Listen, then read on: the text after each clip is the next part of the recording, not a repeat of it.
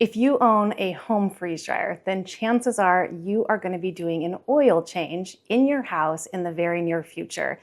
And to some people that can be daunting. For me, that certainly was. I am not mechanically inclined. And when my freeze dryer told me I had to do my first oil change, I kind of panicked, but I am here to tell you it is not hard. It is super simple. And in this video, I'm going to walk you through step by step how to do an oil change on a Harvest Right freeze dryer. I have the medium original Harvest Right freeze dryer and it gets a lot of use. I have to change the oil rather often because it is a big part of my food preservation plan. That's what my channel focuses on: food, growing it, preparing it, and preserving it. So I want to make sure that the investment that I made in that freeze dryer is maximized by keeping it running in proper form. So we're going to head over to the freeze dryer. This is going to be really easy, and by the end of this video, you'll be ready to embrace changing the oil on your freeze dryer. All right, when it's time to change the oil, there's going to be a pop-up note here. This one says, Premier Vacuum Pump Owners, it's time to change the oil. That means I don't want to start another batch until I get this oil changed. Otherwise, I could compromise the integrity of the whole machine. First thing we need to do is make sure that we have a vessel to collect the oil in. And this is what's shipped with my Harvest Right freeze dryer. It's kind of like a Brita filter. The oil drips into the top from the pump, and then it filters out and collects down here. And from there, you can either pour this directly back into the machine or into your empty oil bottle. And if that's what you're going to do, you're going to need to be sure that you have some extra oil on hand as well. So this is really easy. So I have my pump sitting on top of a wire rack, and I can put my collection device underneath it. And because the wire rack is not super steady, these in-between wires are not super steady, I do have just a couple pieces of wood that go from front to back across the crossbars that help stabilize the oil pump. I've not had any problems with having it set up this way in the past. And all I need to do is, or all you need to do, is open this valve here to let the oil drain. You're going to want to be set up in such a way that your collection vessel is below your pump. So we just turn this knob counterclockwise and let the oil drip through.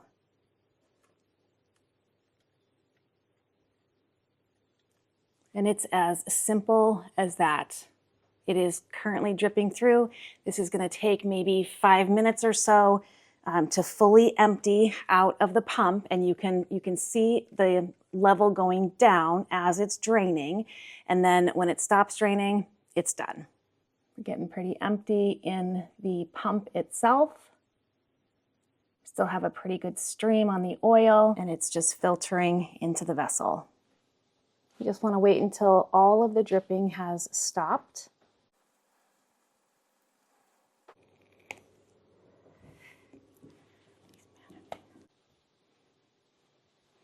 And once it's stopped dripping, you're going to close the valve. That's really important before you add back in more oil. Now, this oil is pretty dark in color. So depending on what it looks like as it filters through, it might be time to get rid of this oil and start over with a fresh new bottle. This is well used, but we'll see what it looks like when it's completely drained through. So at this point, we can add more oil to the machine and get it ready for use again. And to do that, we have to take off this top piece, which just comes off by turning it counterclockwise, and you sometimes have to put a little effort into it. On the underside of this, there's a ring, an O-ring, and you want to make sure that you don't lose that. So here it is, it's stuck to the machine, and it actually goes right in here. So you want to make sure that it's there before you put this back on. And now we can pour new oil in, and you want to pour it until you can see the oil at the halfway mark. You don't want to over pour in here. You want to give it time to build up gradually because you really don't want to go past that halfway mark. And you can use a funnel for this, but I don't find that necessary. This is an odd angle for me, but we're gonna do it anyway. So we just pour the oil in the hole.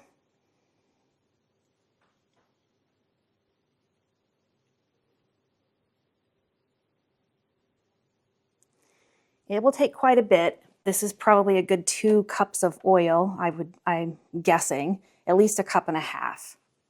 And I am just starting to see the tiniest line of oil well below the min mark. So there's a min mark and a max mark, and you want to be right in the center there. And this is the Premier oil pump, which needs fewer oil changes overall. I think this is the one that comes standard with all of the freeze dryer orders now. It's rising up very slowly.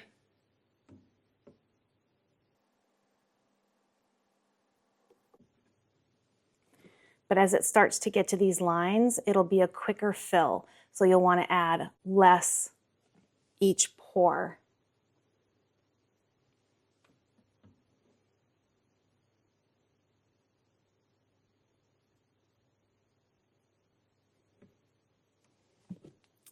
And then we just made a big jump and we're a couple lines below the halfway mark. I'm gonna let that sit for just a minute because it will continue to rise as that oil settles down. And the oil in here is clear, so we know this oil is good. We are just a smidge below that halfway mark. I know it's hard to see, but up close you can see. I think that's gonna do it. So you can see where we are with the oil right in the center there of all of those lines. So we are good. Now I'm just gonna wash the top of this off, make sure that it's nice and clean before we put this back on, and this pump and this freeze dryer is ready to go for another batch. So I just got a clean towel here, and I'm just gonna give it a good wipe down while the top is off. It does get dusty. And then with our O-ring seated in here, we can just put this cap back on and turn it clockwise to seal. It's ready to go. This is going to take a while, so I'm going to let it sit. I'll check on this tonight, and if it has all drained through, which it's just starting, I think I just saw one drip. Yep, there it goes. We've got some oil filtered back here, and that doesn't look too dark, but we'll see. This is going to take quite some time, so I'll check it this evening, and if it has all filtered through, I will either pour it into an oil bottle or I will toss it, depending on what it looks like. But you don't want to leave it in here because this is not sealed, and it can collect dust because dust is attracted to oil. And the next question is, how do we get this to go away now that we've changed the oil? Because it's still saying that we need to change the oil.